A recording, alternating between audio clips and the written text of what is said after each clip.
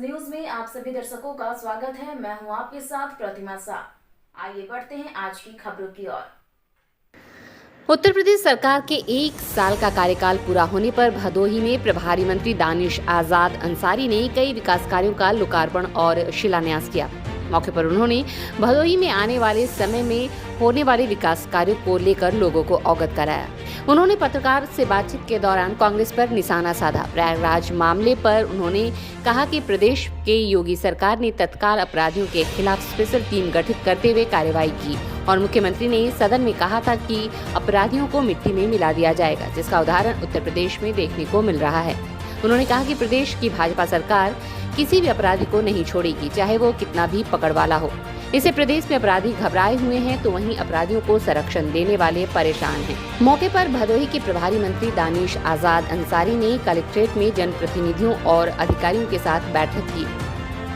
इस दौरान विकास पुस्तिका का भी विमोचन किया गया। प्रभारी मंत्री ने कहा कि भदोही के विकास के लिए सरकार लगातार कदम उठा रही है। बड़े पैमाने पर विकास कार्य किए गए हैं, आगे भी विकास कार्य किए जाएंगे।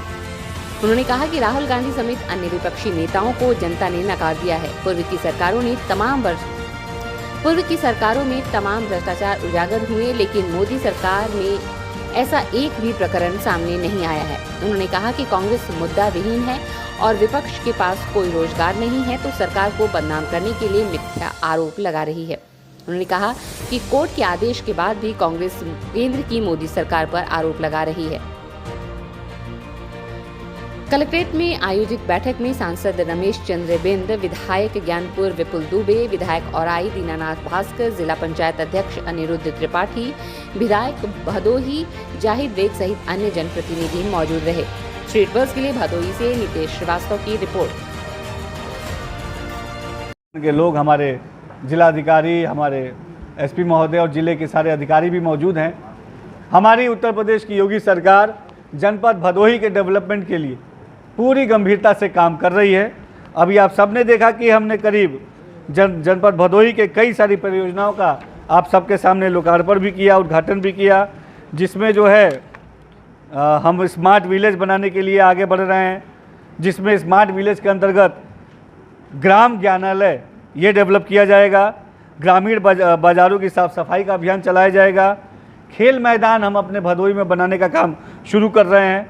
खेत और तालाब में हम ऐसे तालाब बनाकर खेतों में वहाँ पे मछली पालन, जो मत्स्य पालन है, उसको बढ़ावा दें ताकि हमारे किसानों का इनकम बढ़े। और पोषण पोटली के तहत जो है सही पोषण देश रोशन, ये हमारा प्रोजेक्ट है, जिसमें भदोही को कुपोषण से मुक्त करने हेतु अति कुपोषित बच्चों को अतिरिक्त पोषण उपलब्ध कराने के लिए पोषण पोटली की नवीन पहल की गई है। इसी के साथ साथ हमारी MNCU kangaroo mother care ward योजना भी है, जिसमें हमारी माँ जो हैं अपने शिशु को अपने सीने से लगा कर रखती हैं। इस तरह से स्पर्श से न केवल माँ और बच्चे का स्नेह बढ़ता है, बल्कि शिशु की जो सेहत है उसको भी फ़ायदा होता है। तमाम ये स्कीम है जिससे हम अपने जनपद के डेवलपमेंट के लिए काम कर रहे हैं। इसके अलावा हमारे जनपद में जो विभिन्न योजनाएं चल रही हैं, इसमें शासन के सर्वोच्च प्राथमिकता के विकास कार्यक्रमों की रैंकिंग में हमारे जनपद भदोही को जनवरी माह में प्रथम रैंक मिला, जो कि बहुत प्रशंसा का विषय है। मैं तमाम हमारे जितने भी जनप्रतिनिधि हैं, जितने भी अधिकारीगण हैं, आम जनमानस, सबको इस सहयोग के लिए धन्यवाद ज्ञापित करता हूं। महिला संबंधी अपराध के प्रकरण में का निस्तारण, क्योंकि हमारी महिला सशक्त होंगी तभी हम एक सशक्त प्रदेश की उदाहरण दे सकते हैं। महिलाओं के प्रति जो हमारे जनपद में अपराध हुए, उनके निस्तारण में भी हमारा उत्तर प्रदेश में हमारी जनपद भदोही की रैंकिंग नंबर 1 है। प्रधानमंत्री आवास योजना जो शहरी है, इसके अंतर्गत जो इंडियन अर्बन हाउसिंग कॉन्क्लेव 2022 में नगर पालिका परिषद भदोही ने पूरे देश में, ये बहुत बड़ी बात है, पूरे देश में हमारे जनपद भदोही को सेकेंड रैंकिंग मिली, जो बहुत हमारे जनपद भदोही के लिए गर्व की बात है। और निपुण आकलन परीक्षा के रिजल्ट 1 से 3 में हमारा जनपद भदोही प्रदेश के सेकंड पोजीशन में है। DBT के माध्यम से छात्र छात्राओं को स्कॉलरशिप डिस्ट्रीब्यूट करने में हमारे जनपद को 5वां रैंक मिला है। महात्मा गांधी नरेगा के अंतर्गत कृषि से संबंधित, देखिए, कांग्रेस के पास कोई मुद्दा नहीं है, विपक्ष बेरोजगार है। राहुल गांधी जी ने, कांग्रेस ने तमाम कोशिशें कर ली जनता का ध्यान अपनी तरफ आकर्षित करने के लिए, जनता का विश्वास जीतने के लिए, लेकिन जनता को उनको विश्वास नहीं है। उन्होंने अभी पैदल यात्रा भी की थी, जिसका परिणाम आप सबने देखा कि जहाँ जहाँ वो यात्रा पे गए वहाँ कांग्रेस खुद टूट गई। आज आम जनमानस को देश की मोदी सरकार पे पूरा विश्वास है, क्योंकि 2014 से लेकर अब तक हमारी मोदी सरकार ने ईमानदारी से देश का मान सम्मान बढ़ाने का काम किया, हमारे देश को विश्व गुरु बनाने की तरफ आगे बढ़ाने का काम किया। और जिस तरीके से आज हमारे देश का नाम पूरे दुनिया में है, ये बात विपक्षियों को हजम नहीं हो रही है। यही कांग्रेस का जब शासनकाल था 2004 से लेकर 14 तक, तो आप सबने देखा कि उनके कार्यकाल में उनकी उपलब्धियां अलग अलग नए नए तरीके के भ्रष्टाचार थे। हर दिन एक नया तरीके का भ्रष्टाचार कांग्रेस शासन में सामने आता था, लेकिन मोदी शासन में पिछले 8 साल में एक भी भ्रष्टाचार सामने नहीं आया है।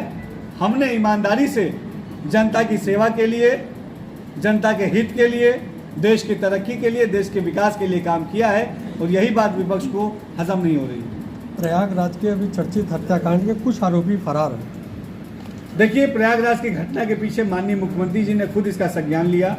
पहले दिन से ही स्पेशल टीम लगाई गई और आप सब ने देखा कि इतना क्विक एक्शन हुआ। हमने कई लोगों की गिरफ्तारी की है, कई लोगों पे सख्त कठोर कड़ी कानूनी कार्रवाई भी हुई है। संदेश साफ है कि प्रयागराज हो चाहे उत्तर प्रदेश का कोई भी जनपद हो, यहाँ किसी भी तरीके की आपराधिक गतिविधि को उत्तर प्रदेश की योगी सरकार इजाज़त नहीं देती है।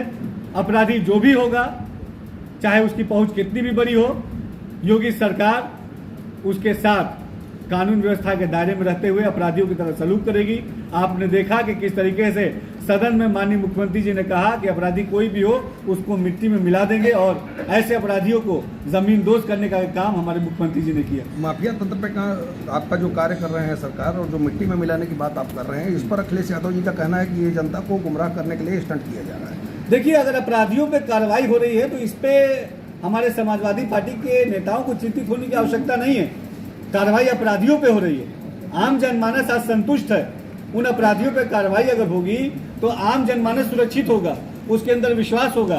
तो क्या विपक्षी ये नहीं चाहते कि हम अपराधियों पे कार्रवाई करें? ये आपको उनसे सवाल पूछना चाहिए। हम लगातार सबका साथ सबका विकास के नारे पे काम कर रहे हैं। ईमानदारी से धरातल पे जनता को हमारे काम पे विश्वास है, इसीलिए 2022 में फिर से जनता। देश दुनिया की खबरों से अपडेट रहने के लिए देखते रहिए स्ट्रीट बज़। यदि आपने हमारे चैनल को सब्सक्राइब नहीं किया है तो आज ही सब्सक्राइब करें। धन्यवाद।